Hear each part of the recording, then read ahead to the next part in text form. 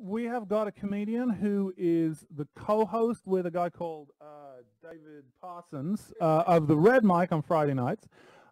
She is hosting a happy hour for the Plano Comedy Festival, and she's opening for a slightly more famous ginger Jewish comedian, Steve Hofstetter, at that same festival. It is my pleasure to introduce my friend and one of the funniest people I know, Charlotte Parker. Woo! Yes! Thank you so much, David. Thank you for lowering the mic stand for me. I look like a child standing next to him, but that's fine. Oh, man. So a little bit about me. For anyone watching who hasn't met me already. Oh, are you adjusting the camera so I'm in the frame? Thanks. Okay. So people tend to assume that I'm Irish, Catholic, and straight when I'm actually Jewish, queer, and depressed, which in the comedy world is just called being a triple threat. So if anything, that's an advantage. I am, in fact, a ginger Jew, which scientists have classified as critically endangered. So if you didn't know, now you do. One annoying thing about being out as a comedian is that whenever people say anything even mildly funny around me now, they turn to me and go, "You should put that in your stand-up." As if I'm going to credit them when I steal their amazing joke, right? One person who thinks she contributes a lot to my stand-up is my mom. Anytime I call her out for saying or doing something problematic, she goes, "Oh, I'm just giving you material." And I'm like, "Yeah, but for therapy, Mom." And I said all this to my therapist, and she went, "Ha! You should put that in your stand-up." Yeah.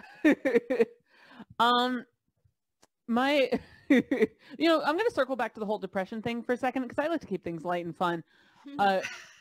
When I first told my mom that I was depressed, her well-meaning response was, "Oh, honey, do you think it's because of the weight you gained recently?" And I was like, well, now it is. Yeah. So PSA, if someone tells you that they're depressed, don't try to guess why. Because you're right. Whatever you guess, you're now right. I still have depression, but don't tell my mom. She thinks she's cured it with all the inspirational quotes she sends me on a daily basis. My dad thinks I could completely cure my depression if I just exercise more. So he literally thinks I can walk it off. But yeah, so anyway, I'm on Tinder. I don't have a segue for that. And I'm thinking I might delete the app soon because straight women are starting to ruin it for me. It's hard being a woman trying to meet other queer women on Tinder because these straight women keep showing up on my feed because they checked off the men and women boxes, but only because they're new in town and they're just looking for friends. Which is like walking into a vegan restaurant and going, "I'm just here for steak." Like, okay, we don't serve that here though, and you're upsetting all the lesbians around you, so maybe just leave. Maybe just leave. Tinder also ruined the word unicorn for me. This woman messaged me asking if I wanted to be her unicorn, and I was like, well, I mean, I'm pale and majestic, if that's what you mean. And she's like, "No, you weirdo." So for anyone who doesn't know, if someone on a dating app is looking for a unicorn, what that means is they're already in a relationship and they just want someone to join them for a threesome. Which, if you're into that, fine. But I barely have the attention span to have sex with one person without, like, getting distracted because my contacts dried up. So I don't think I'm going to risk it. I am single, which I'm sure you guessed based on everything I've said so far. But I'm not in any rush to change that. Because I have this bad habit when I'm in a relationship of just ignoring red flags. I'm like a bull that's been through anger management training.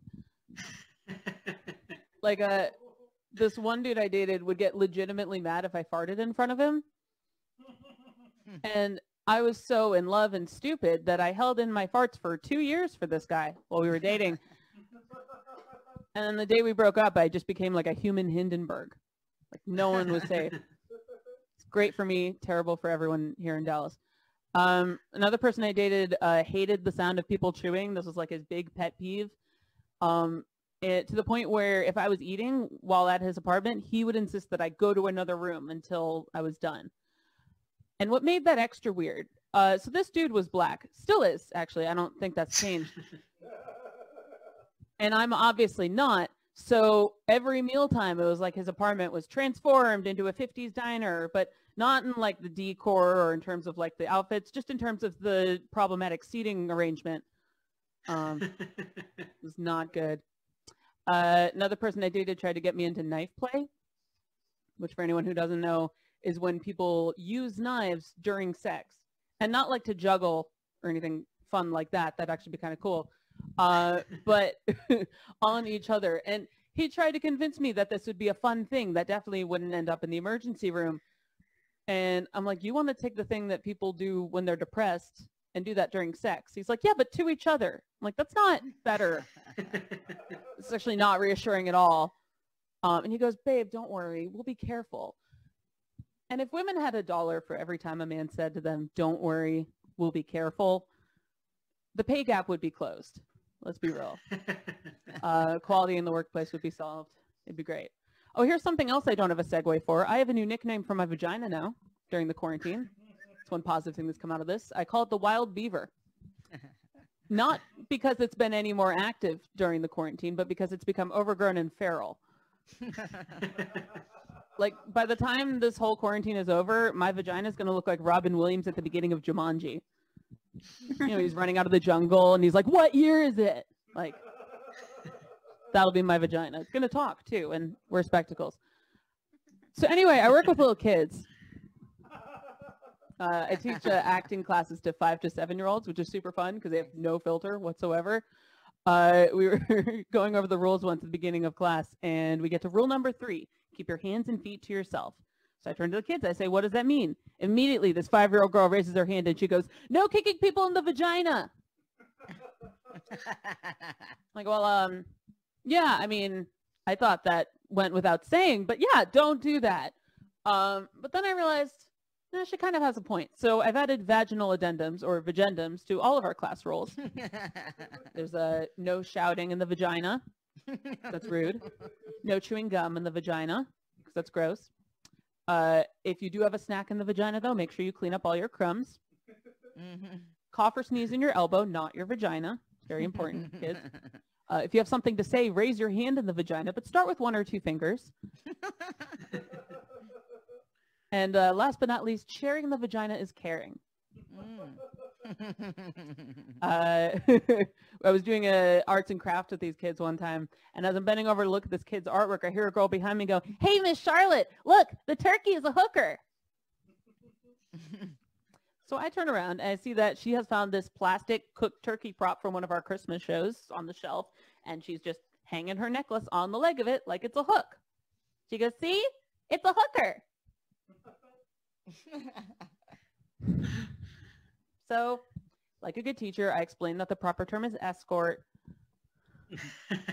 I was like, look, that turkey has a name, all right? It's Amber, and she's just trying to get herself through law school, so leave her alone.